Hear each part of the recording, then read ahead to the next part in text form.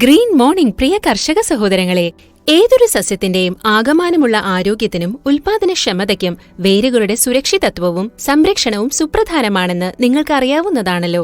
സസ്യത്തിന്റെ വേരുകൾ പോഷകങ്ങളും വെള്ളവും വലിച്ചെടുക്കുന്നതിന് സഹായിക്കുന്നു. കൂടാതെ അവ സസ്യത്തിന്റെ വളർച്ചയുടെയും വികാസത്തിന്റെയും ആധാരവുമാണ്. വേരുകൾ സസ്യങ്ങളെ മണ്ണിൽ ഉറപ്പിച്ചു നിർത്തുന്നു. ഇത്തരത്തിലുള്ള ബലവത്തത സസ്യങ്ങളെ കാറ്റിൽ നിന്നും മഴയിൽ നിന്നും പ്രകൃതിദത്തമായ മറ്റ് ശക്തികളിൽ നിന്നും സംരക്ഷിക്കുന്നു. എന്നാൽ സസ്യങ്ങളുടെ വേരുകൾക്ക് സംരക്ഷണം ലഭിക്കാതിരിക്കും എന്താണ് സംഭവിക്കുക?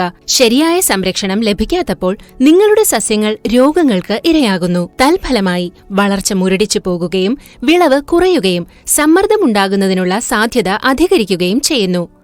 പലപ്പോഴും നെമറ്റോഡുകളും ഫംഗസും ബാക്ടീരിയയും പോലെയുള്ള മണ്ണിലെ ഹാനികരങ്ങളായ ജീവികൾ സസ്യങ്ങളുടെ വേരുകളെ ആക്രമിക്കുന്നു. ആക്രമണകാരിയായ ഈ വേരുചീയൽ സസ്യങ്ങൾ വാടിപ്പോകുന്നതിനും അവ നശിച്ചു പോകുന്നതിന് വരെയും കാരണമായേക്കാവുന്നതാണ്. ശരിയായ വിധത്തിൽ സസ്യങ്ങളുടെ വേരുകൾ സംരക്ഷിക്കാത്ത പക്ഷം അവ നിരവധി ഫംഗസ് രോഗങ്ങൾ നേരിട്ടേക്കാം.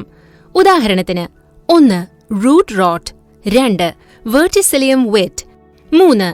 ഫ്യൂസാരിയം വെറ്റ് തുടങ്ങിയവ.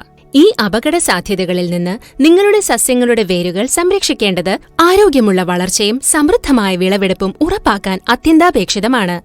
ഈ പ്രശ്നം പരിഹരിക്കുന്നതിനു വേണ്ടി ഗ്രീൻ പ്ലാനറ്റ് അവതരിപ്പിക്കുന്നു പവർ പ്ലാന്റ് റൂട്ട് പവർ.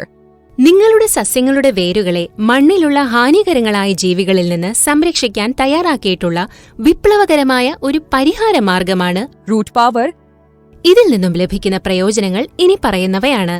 ഇത് മണ്ണിൽ നിന്നുമുള്ള രോഗങ്ങളിൽ നിന്നും കീടങ്ങളിൽ നിന്നും വേരുകൾക്ക് സംരക്ഷണം നൽകുന്നതിന് സഹായിക്കുന്നു. ആരോഗ്യമുള്ളതും കരുത്തുറ്റതുമായ വേരുപടലമുണ്ടാകുന്നതിന് സഹായിക്കുന്നു. പോഷകവസ്തുക്കളും വെള്ളവും ആഗിരണം ചെയ്യപ്പെടുന്നത് വർദ്ധിപ്പിക്കുന്നതിന് സഹായിക്കുന്നു.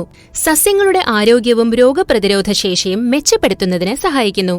വിളകളുടെ കായ്ഫലവും ഗുണമേന്മയും വർദ്ധിപ്പിക്കുന്നതിന് സഹായിക്കുന്നു.